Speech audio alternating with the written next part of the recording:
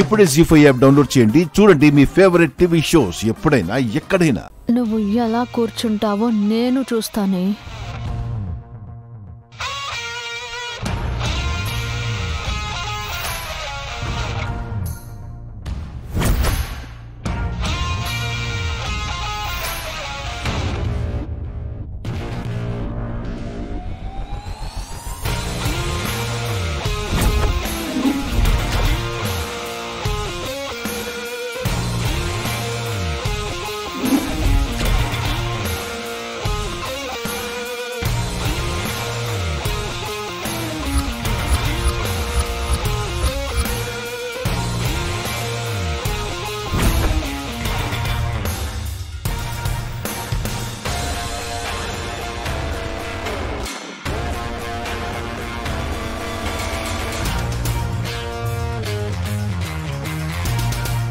ఎలా కూర్చుంటావో కూర్చోవే.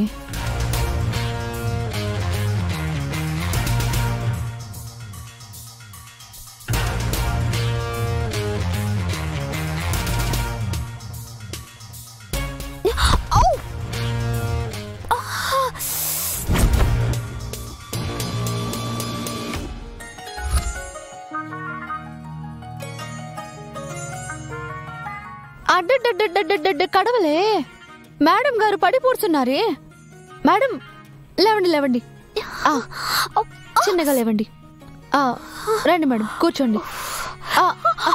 అడ్డే ఎలా అయింది మేడం? లేకండి లేకండి, ఆ కుర్చీ జారిపోతుంది. దీనికి స్క్రూస్ ఏమైనా పోయాయేమో. మీరు ఈ కుర్చీలో కూర్చోవద్దు, నేను మీకోసం ఇంకో కుర్చీ తెస్తాను. ఒక నిమిషం మేడం.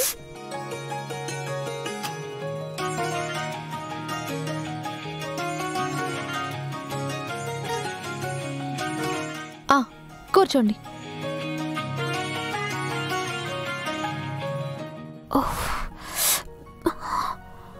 ఇదిగోండి మేడం, తాగండి.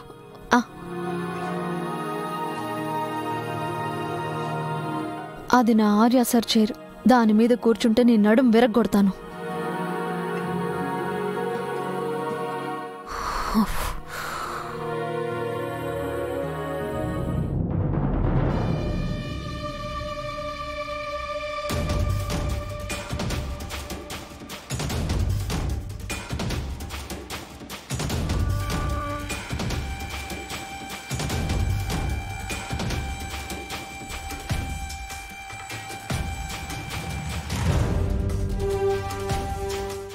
రాజనందిని టెక్స్టైల్స్ మెటీరియల్ మ్యానుఫ్యాక్చరింగ్ కి ఖర్చు ఇంత ఎక్కువ ఉందేంటి?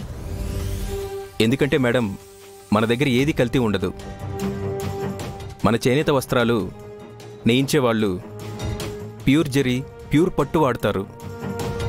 క్వాలిటీలో ఎక్కడా కాంప్రమైజ్ కాము. అందుకే రాజనందిని శారీస్కి అంత డిమాండ్.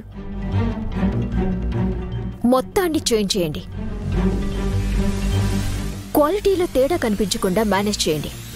మ్యానుఫ్యాక్చరింగ్ కాస్ట్ తగ్గించేసేయండి. అలా చేస్తే పబ్లిక్కి కంపెనీ మీద నమ్మకం పోతుంది. కస్టమర్స్కి మన మీద ఉన్న నమ్మకం పోకూడదు అనేది ఆర్య సార్ పాలసీ. మేము అదే ఫాలో అవుతున్నాం మేడం. ఇప్పుడు ఇది ఆర్యవర్ధన్ ఇండస్ట్రీస్ కాదు ఆయన పాలసీని ఫాలో అవ్వడానికి. ఇది అజయ్ వర్ధన్ ఇండస్ట్రీస్. ఇక్కడ మేము చెప్పిందే జరగాలి. పబ్లిక్ నమ్మకంతో ఏంటి పని? అవసరం ఉంటే కొంటారు, లేకపోతే లేదు.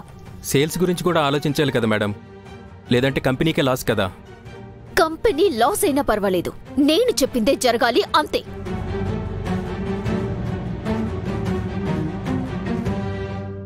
మీరింక వెళ్ళొచ్చు.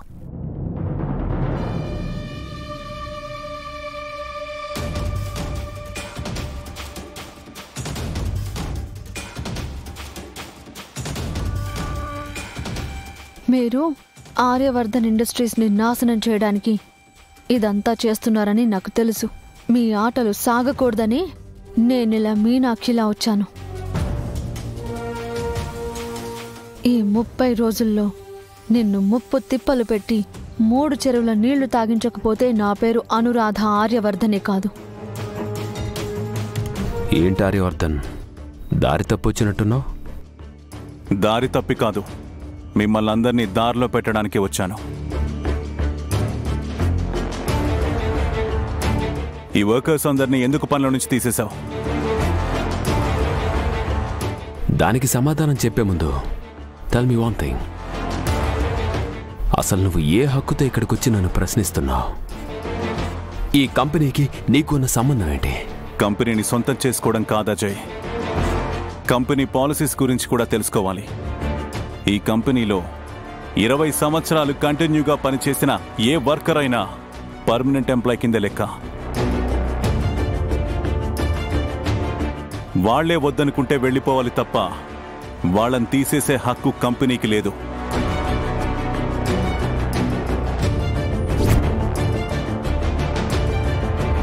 ఈ ఒక్క పాయింట్ చాలనుకుంటా మిస్టర్ పేరేంటి? అజయ్, మేము నిన్ను ప్రశ్నించడానికి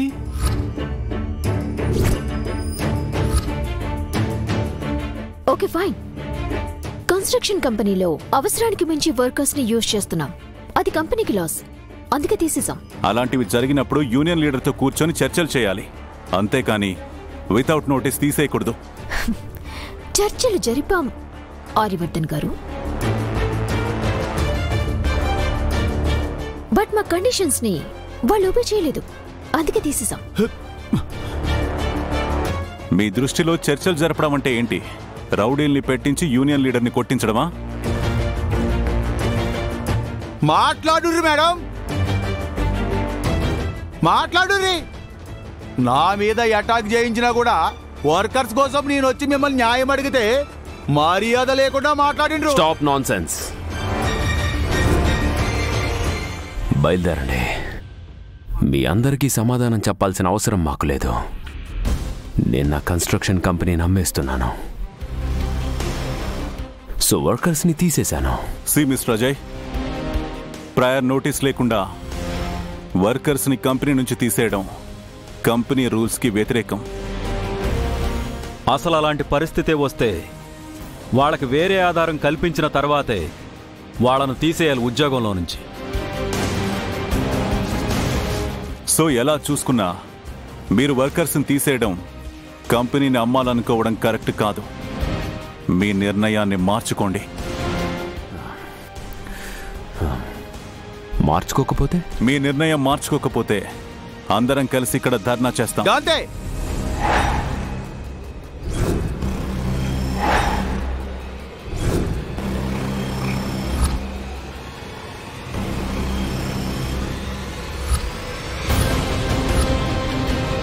మంటెక్కిపోద్ది.